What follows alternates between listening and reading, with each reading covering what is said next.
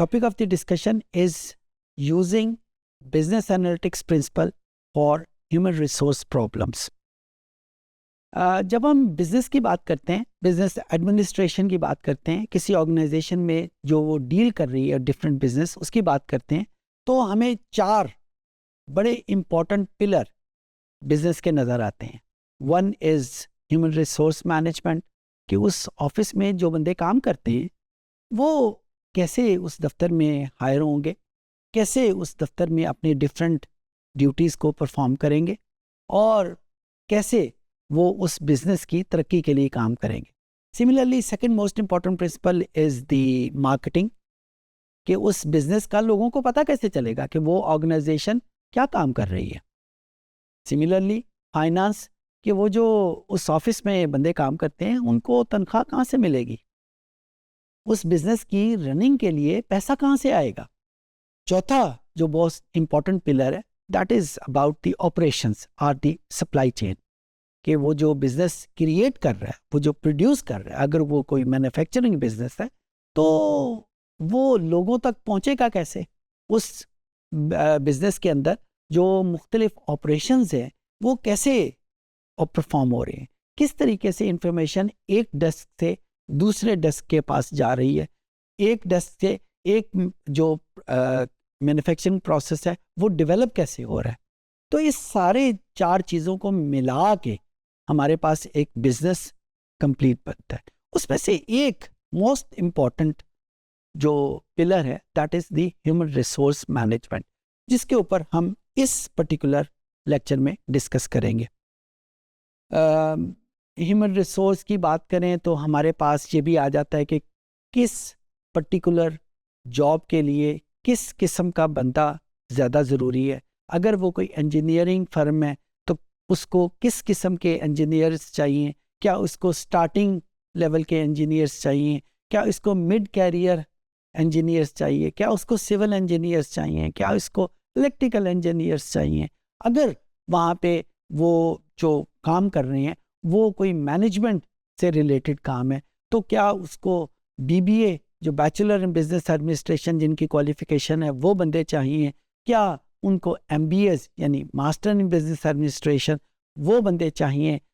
Once वो बंदे वहाँ पे मौजूद हैं तो कितने बंदे आ रहे हैं, कितने बंदे छुट्टी पे हैं, कितने बंदों को छुट्टी मिलनी चाहिए, कितने बंदों को छुट्टी नहीं मिलनी चाहिए, क्योंकि छुट्टी पे अगर ज़्यादा बंदे चले गए तो उस ऑर्गेनाइजेशन का काम मुतासर होगा.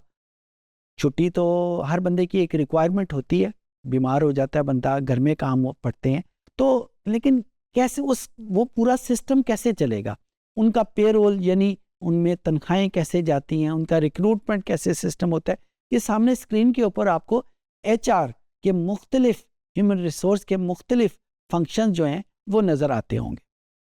अच्छा, अब यहाँ पे आता है कि जब हम बिजनेस एनालिटिक्स के प्रिंसिपल को यूज़ करेंगे तो हमें कैसे ये हेल्प कर सकता है. अगर आज से कुछ अर्सा पहले तक जाए, कोई तकरीबन 5 या 6 साल पहले जाए, तो हमारे पास हमारे मुख्तलिफ ऑफिसेज़ में जो HR थे एनालिटिक्स के थ्रू नहीं किए जाते थे.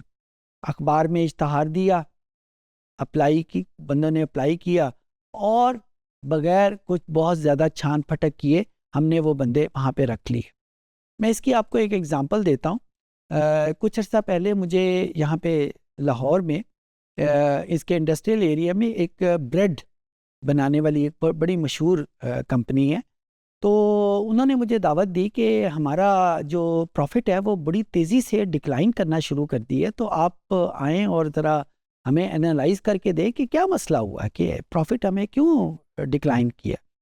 मैं वहाँ पे गया, सुबह सुबह के वक्त मैं वहाँ पे तकरीबन 9 सवा 9 बजे का टाइम था. मैं वहाँ पहुँचा तो बड़ी खूबसूरत उसका ऑफिस था इंडस्ट्रियल जोन में, लेकिन उस ऑफिस में जो ट्रक्स हैं शेज़ोर और जो बड़े साइज़ के छोटे साइज़ के ट्रक्स हैं वो सारे वहाँ पे भरे हुए थे. कोई किसी लाइन में नहीं लगे हुए थे, बस वैसे ही लगे हुए थे वहाँ पे. थोड़ा सा आगे गया तो बहुत सारे बंदे वहाँ पे बैठे थे, कुछ बंदे चाय पी रहे थे, कुछ बंदे आपस में ज़ोर ज़ोर से बातें कर रहे थे. वहाँ से आगे जाके जब उनकी बिल्डिंग के अंदर गया तो वहाँ जाके भी मुझे तकरीबन यही मेरे ख्याल 9:15 9:30 बजे का टाइम, उनकी चाय पीने का टाइम होगा। वहाँ पे गया तो वहाँ पे वो भी चाय पी रहे थे। कोई ख़ास काम मुझे होता हुआ नज़र नहीं आया। मैं बहरहाल वहाँ से पूछता बचाता वहाँ पे जिस बंदे के पास मैंने जाना था वहाँ पे गया। वो साहब सीट पे तशरीफ़ नहीं रखते थे और मुझे काफ़ी अर्सा इंतज़ार करना पड़ा। बहरहाल मैं मुख्तलिफ़ डिपार्टमेंट्स में घूमता रहा, जिनके मुख्तलिफ़ डिपार्टमेंट्स में उनके ऑपरेशंस का डिपार्टमेंट मौजूद था, उनके फाइनेंस का डिपार्टमेंट था, उनकी मार्केटिंग का डिपार्टमेंट था। बड़े अच्छे इश्तहार उनके चलते हैं टीवी पे वगैरह पे भी, वही इश्तहार मुझे वहाँ पे भी नज़र आए। बहरहाल शॉर्ट स्टोरी कि मैं आपको बताऊं कि जब मैंने पूरा एनालिटिक्स का प्रोसेस मुकम्मल किया तो मुझे पता चला कि उस ऑफिस में जो बंदा एचआर मैनेजर है उसकी क्वालिफिकेशन सिविल इंजीनियरिंग है। और वो बंदा इस वजह से रिक्रूट हुआ था कि सिविल इंजीनियर्स का वो जो प्रोसेस था वो सारा, उन दिनों नई नई वो फैक्ट्री बना रहे थे, तो उन्होंने वो बंदा रख लिया कि वो उनके दोनों काम कर देगा। थोड़ा सा आगे बढ़ा तो उनका जो फाइनेंस जो डील कर रहा था, फाइनेंस बेसिकली डील बहुत सारे प्रोसेसेस में डील करता है, जिसमें एक प्रोसेस हमारे पास उनकी पेरोल और उनकी बेनिफिट्स और उनकी किसको प्रमोशन मिलनी चाहिए, किसको प्रमोशन नहीं मिलनी चाहिए, बड़ा इंपॉर्टेंट ऑफिस होता है।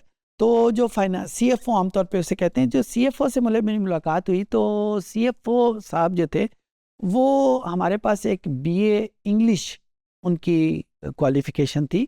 बड़े अच्छे नंबरों से उन्होंने इंग्लिश लिटरेचर में बैचलर्स किया हुआ था, बीए ऑनर्स। तो वो साहब वहाँ पे बैठे हुए थे।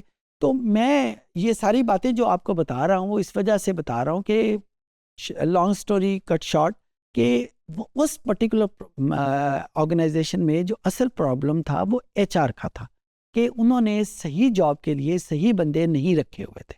अच्छा, मैंने जानबूझ के आपको ये सारी इतनी लंबी चौड़ी मिसाल दी है ताकि आपके जहन में ये चीज़ क्लियर हो जाए कि जब हम एचआर में मुख्तलिफ प्रोसेस, ये जो फंक्शन आपकी स्क्रीन के ऊपर नज़र आ रहे हैं, इनके परफॉर्म करने वाले अगर बंदे एक्सपर्ट नहीं होंगे तो ये फंक्शन सही तरीके से परफॉर्म नहीं होंगे। और जब ये फंक्शन सही तरीके से परफॉर्म नहीं होंगे तो हमारे पास रिजल्ट जो निकलेगा वो मुख्तलिफ सूरतों में निकल सकता है। उसमें उनके कस्टमर भी लूज़ हो सकते हैं, उसमें उनकी ऑर्गेनाइजेशन के अंदर उनके ट्रकों का, जिनका वहाँ पे कोई काम ही नहीं था, वहाँ पे वो जमघटा लगा के बैठे हुए थे कि इस ऑफिस में चाय बहुत अच्छी मिलती है, इस वजह से चाय ज़रूर पीनी चाहिए।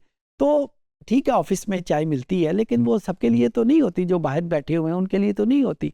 तो जब हम बिजनेस एनालिटिक्स को यूज़ करते हुए जब हम ये एचआर का प्रोसेस करेंगे या एचआर एनालिटिक्स करेंगे, क्योंकि बिजनेस एनालिटिक्स रिक्वायर करता है कि ये सारे प्रोसेसेस डेटे की बेस के ऊपर हो।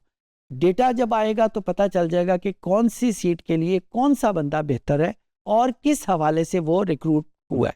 अगर किसी बंदे के पेरोल में किसी की तनख्वाह जो है वो एक्स रुपीज़ है तो उसकी तनख्वाह एक्स रुपीज़ क्यों है? किसी दूसरे बंदे की विद सिमिलर क्वालिफिकेशन भी एक्स रुपीज़ ही होनी चाहिए लेकिन उसकी तनख्वाह एक्स रुपीज़ नहीं बल्कि वाई रुपीज़ है। तो जब ये डिफरेंसेस इन दी पेज हों तो वहाँ पे जो प्रोडक्टिविटी है वो बहुत मार्क करती है। सिमिलरली उसमें किस किस डोमेन में ट्रेनिंग होनी चाहिए, किस किस डोमेन में ट्रेनिंग नहीं होनी चाहिए। जो सक्सेसर प्लानिंग्स होती है कि किसी एक सीट के ऊपर अगर एक बंदा यकदम अपनी जॉब छोड़ देता है तो उस ऑफिस में कुछ ऐसे बंदे होने चाहिए जो फौरी तौर के ऊपर उस सीट को रिप्लेस कर सके ताकि कंपनी का ओवरऑल बिजनेस जो है वो मुतासर ना हो। तो जब ये सारी चीज़ें डेटे के ऊपर बेस करेंगी, एक मॉडल के ऊपर बेस करेंगी, तो ये सारे फंक्शन जो हैं वो प्रॉपर तरीके से सॉल्व होंगे। मैंने जानबूझ के आपको एक ऐसी एग्जांपल दी और उस कंपनी में एचआर का बेतहाशा प्रॉब्लम था। किसी भी सीट के ऊपर मुझे सही बंदा वहाँ पे नज़र नहीं आया। तो मैंने तो अपनी रिकमेंडेशन में फिर उनको यही लिखा कि आप दो काम करें, एक तो कंप्यूटर को साथ लें, जो काम उसमें डेटा इकट्ठा करते जाएं, उनके क्योंकि बने बनाए सिस्टम मिल जाते हैं, उसमें आप डेटा रखें और हर सीट के लिए एक सही बंदा रखें। अगर आपने रिक्रूटमेंट के लिए कोई सिस्टम रखना है, कोई बंदा वहाँ पे सीट के ऊपर बैठा होगा, तो वो बंदा रखें जो जिसको रिक्रूटमेंट के प्रिंसिपल और प्रोसेसेस का पता है।